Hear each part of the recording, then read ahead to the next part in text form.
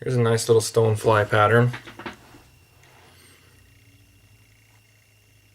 I'll tie it for you today.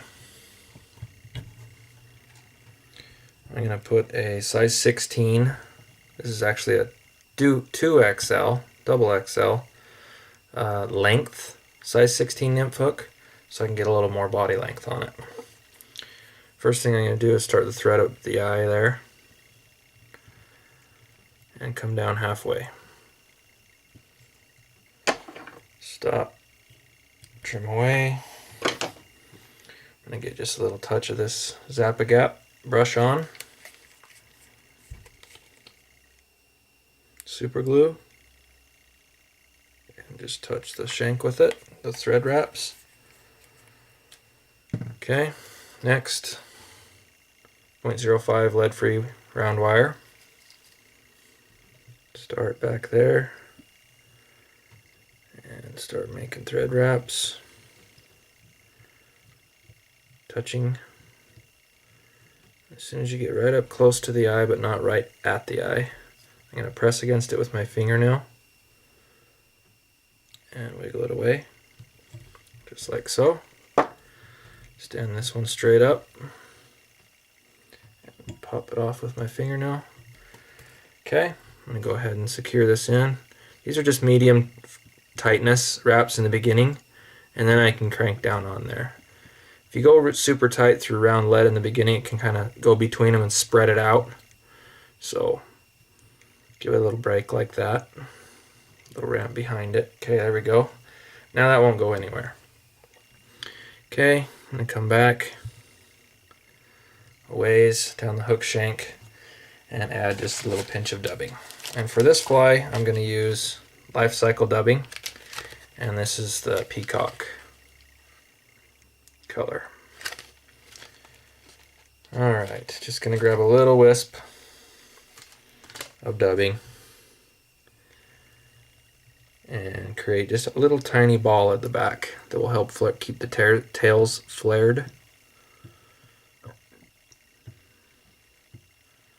Right on top of itself there. And if you have a little extra, just waste it up front like that and come back. But the important part is this has got a little ball in the back there. Okay, next thing I'm going to get is some brown goose biots. Just roll those kind of open like that and clip two off with your scissors. Okay, I like to tie these in one at a time. So I'm going to tie in my side first. Shorten up my thread, spin my bobbin counterclockwise so that it won't jump forward. And make a catch there. Just one turn will hold it. Now I'm going to pull it in for length. It was a little shorter than I wanted. Let's just go back. There we go. Okay. And tie that back right to the ball of dubbing. And once I reach the ball of dubbing, you can see it kind of flares and kicks that out. Okay, hold your thread tight and just pop off the end there.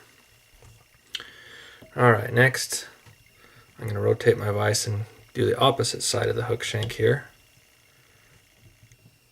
Try and let you still see what I'm doing. Okay. Again, tie on. And you'll have to excuse my fingers for just a sec. Okay. And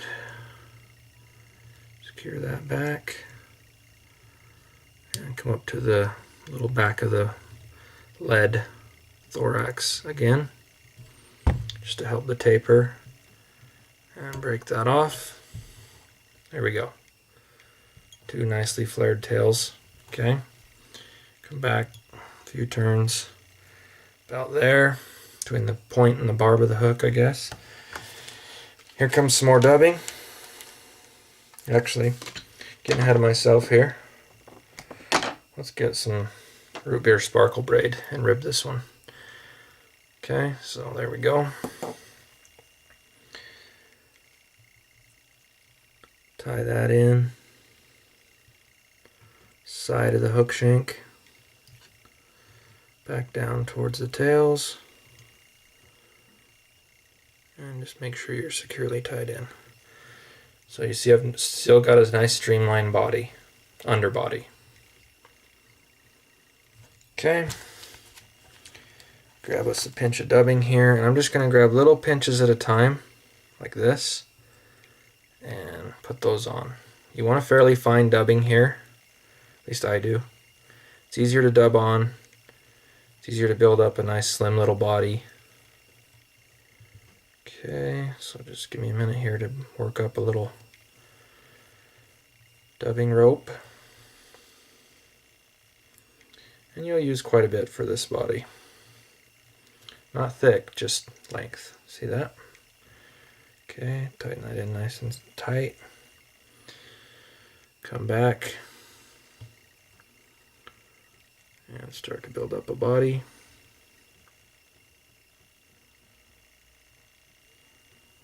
Forward, forward, forward, forward, forward. Okay, just put another tiny little pinch of dubbing. Didn't quite make it up high enough. And the reason I'm going all the way up is when I put the rubber legs in, they'll actually sink in this dubbing and spring out just a little bit. So that's why I'm doing that. Now I'm going to come back to where I want those rear legs to start. Okay, just like so. Alright, I'm going to use some little Triantula mini legs. Tan Spirit River is the brand. Okay, get a little bit of, cut off a rubber leg here. And get my ribbing out of the way. Put it in my material holder. Okay, so first thing I'm going to do is just reach around, and I can use the thread, the weight of the bobbin, to just hold it against there. I'm just turning my vise sideways a little bit. You can tie it on by hand if you don't have a rotary vise, but this makes it nice. And then once that's secure, I'm going to pull tight. And with my left hand, which is my materials hand, I'm going to wrap an overhand wrap with the bobbin, let go. Let's see, I'm keeping this one straight with my right tying hand. And then kicking it forward again. That way I got some space between the legs. See that? 2 wraps, held it in, and 1 more. Okay, next I'm going to rotate it to the other side, slip in another leg, set of legs, let's say. Okay, do the same maneuver there. And separate. This time, I'm using the opposite hand. So now I can just use my fly tying thread wrapping hand to just walk it back. So the first one's a little tricky, second one's nice and easy. And again, another tight one. So here's what I've got so far.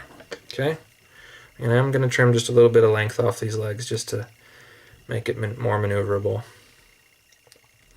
Not real short just yet, because I want to be able to get a hold of them. There we go. Okay, you guessed it, some more dubbing.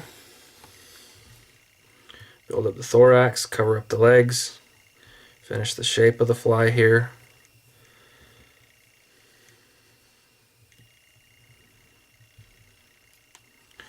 Okay, I'm going to hold these back just a bit and come back over them just a tiny bit. That'll kick them in the kind of rear position. And then build up. Build up. One more little pinch of dubbing to get up front.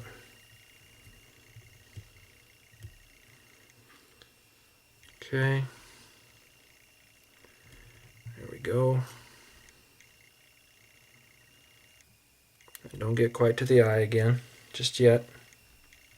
Through thread. Okay, next thing to come forward, and this is probably the hardest part of the fly, is to maneuver this sparkle braid through the legs. So just do your best. Wiggle, wiggle, make a space. You want these to be fairly close together. The peacock's just kind of an underbody.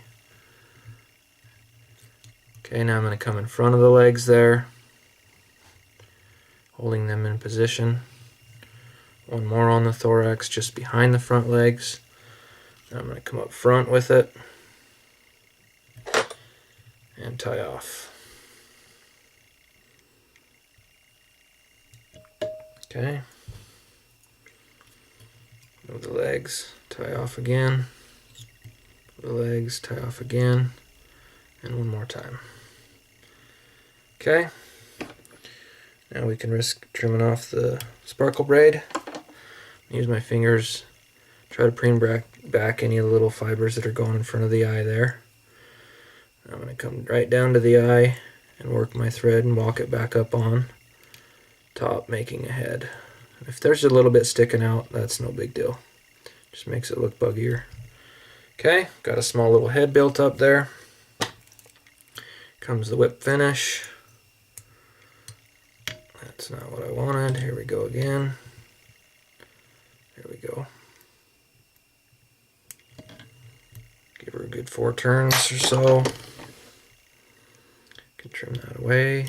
A little straggler here.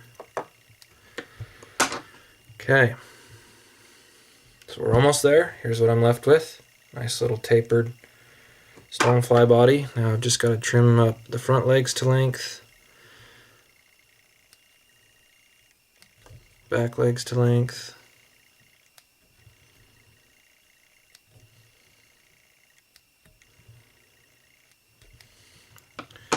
There we go. You can do them as short or as long as you'd like, but leave a little bit of length so that they have that wiggle. The shorter they go, the stiffer they get. So there it is, a nice little stonefly pattern. This one's tied what's called in the round, so no matter what angle they're looking at it, from the top or the bottom, it looks the exact same. So that's the reason I didn't put a wing case on this one. It's just tied in the round and you don't have to be so fussy about it. It's going to look the same no matter what angle the fish is looking at it. Okay. And let's make a secure job of it. And put in a little bit of head cement. Good. There it is. Nice little stonefly pattern. That'll work good in the spring and early June when the sizes like 14s and 12s are hatching and things. Again, I've tied this in a 16 because it's going to be early season coming up, and I've got the double XL length though. So thanks for watching.